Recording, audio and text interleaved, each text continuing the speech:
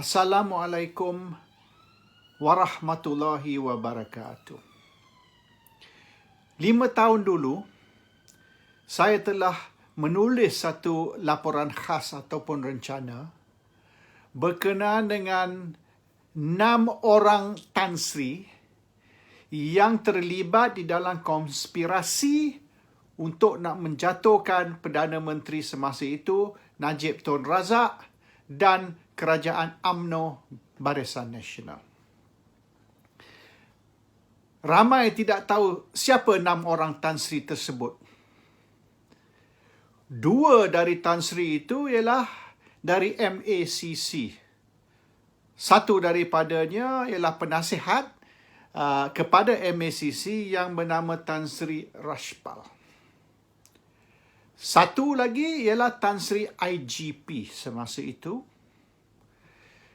Yang keempat ialah Tan Sri AG, Peguam Negara.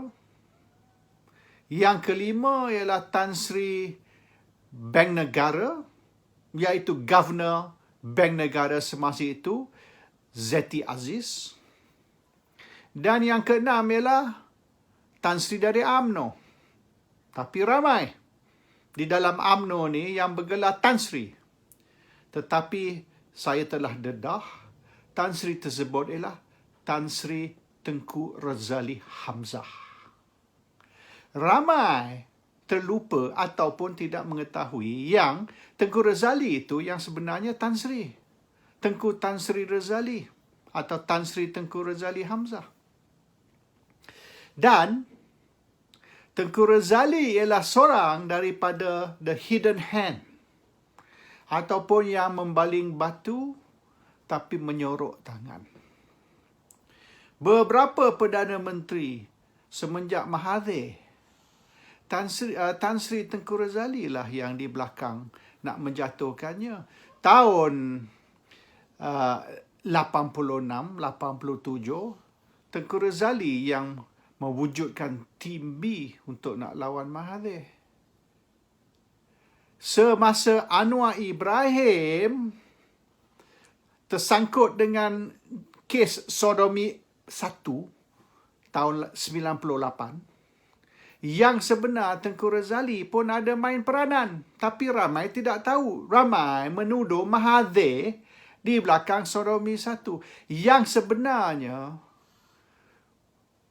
orang yang menuduh disodomi oleh Anwar, iaitu pemandu ataupun driver Wan Azizah yang bernama Azizan. Beliau berjumpa Tengku Razali dulu sebelum jumpa Mahathir. Dan Tengku Razali lah yang arrange untuk dia jumpa Mahathir supaya dia boleh buat satu pengakuan di depan Mahathir yang Anwar telah membuat dia menjadi mangsa, victim. Jadi, orang hanya tahu kes ataupun cerita Mahathir berjumpa dengan Azizan tentang kes lewat ataupun sodomi 1, tapi tidak tahu yang sebenar. Sebelum itu, beliau telah jumpa Mahathir, Tengku Razali dulu, sebelum jumpa Mahathir. Dan semasa konspirasi tahun 2015, konspirasi nak menjatuhkan Najib dan UMNO dan Barisan Nasional, Tengku Razali juga ada terlibat. Satu dari 6 Tan Sri. Dan sekarang ini, usaha nak menjatuhkan Tan Sri Muhyiddin Yassin, Tengku Razali juga terlibat. Tengku Razali juga telah menghubungi Sri Paduka Baginda yang di Pertuan Agong untuk offer diri dia, menawarkan diri dia untuk menjadi Perdana Menteri interim ataupun Perdana Menteri sementara, caretaker Prime Minister.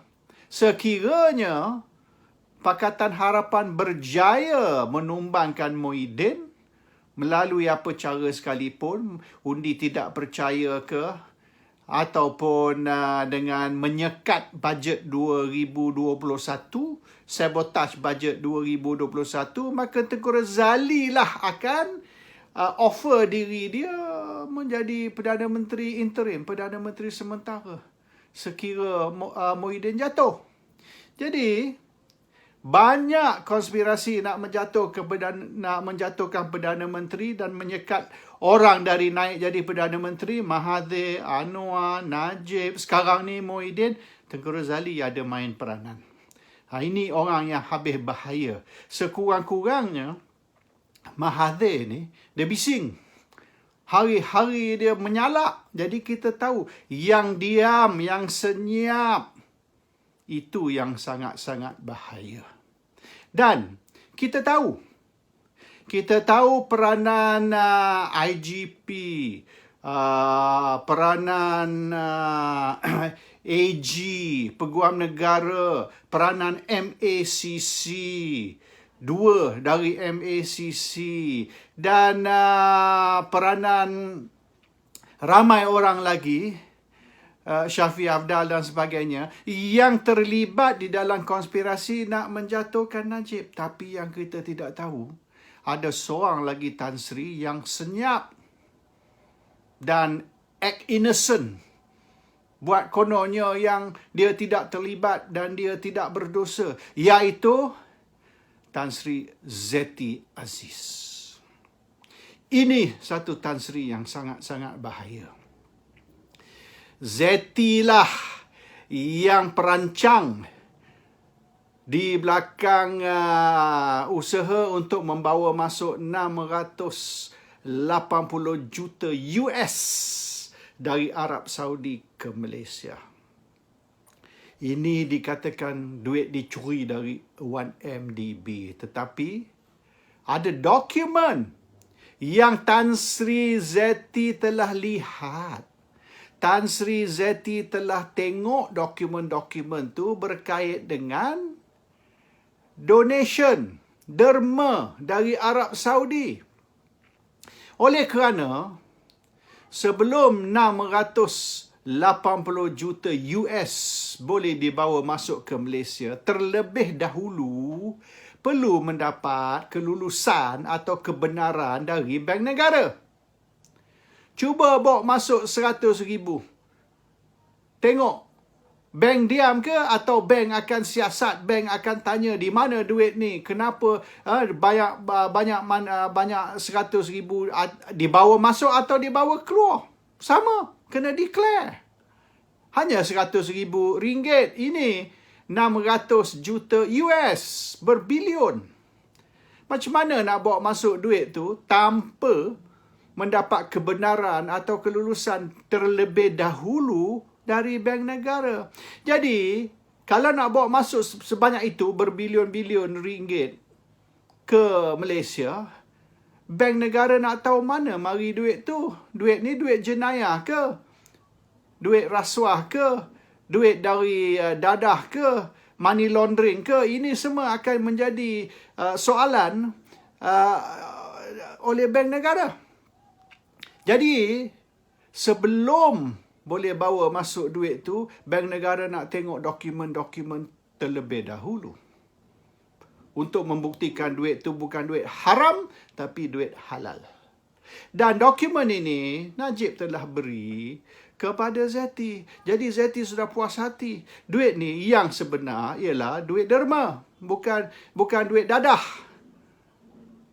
Dan selepas mendapat kebenaran, Zeti pula nasihat Najib, walaupun duit ni derma untuk nak UMNO, tapi bahaya kalau masukkan ke dalam akaun UMNO.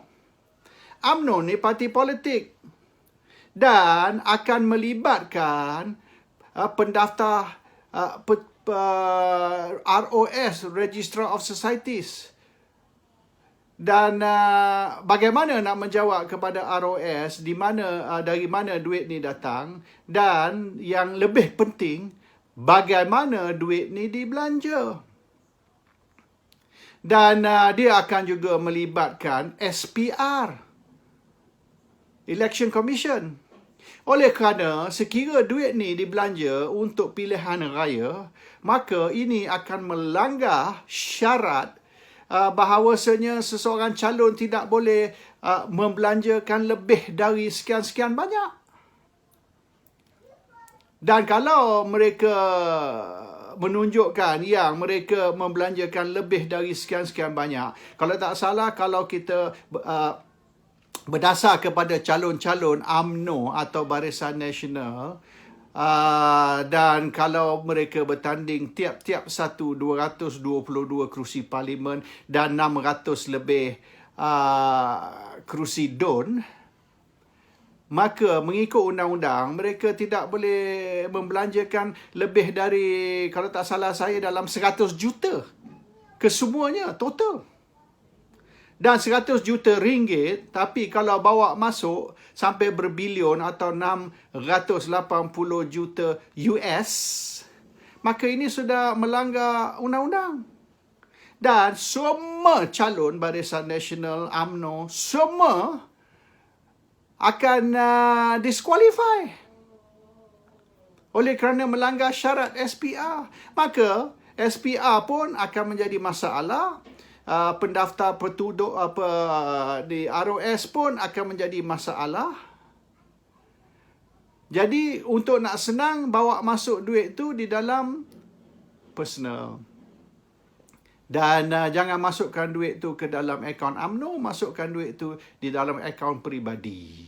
Dan apabila duit itu sudah masuk ke dalam akaun peribadi, personal account, maka Najib bolehlah mengedar duit tu kepada tiap-tiap cawangan, tiap-tiap bahagian, tiap-tiap calon, tiap-tiap wakil rakyat dan sebagainya, tanpa melanggar apa-apa undang-undang, tanpa perlu menjelaskan dengan EC ataupun ROS. Selamat. Jadi ini yang sebenar idea ZT, cadangan ZT untuk mengelak daripada berbagai-bagai masalah, komplikasi melibatkan peraturan atau undang-undang. Tapi ZT senyap apabila tuduhan tu ditimbulkan yang duit tu datang dari satu MDB, duit tu duit curi dan sebagainya, maka perkara ini ZT buat tak tahu saja. Mereka ZT buat macam ZT tidak terlibat. Macam mana nak bawa masuk begitu banyak duit tanpa ZT terlebih dahulu memberi kebenaran atau kelulusan dan idea untuk masukkan duit tu ke dalam akaun Najib dan bukan dalam akaun UMNO ialah idea ZT. Jadi memang ZT ni ada terlibat di dalam konspirasi menjatuhkan UMNO dan Najib. Dan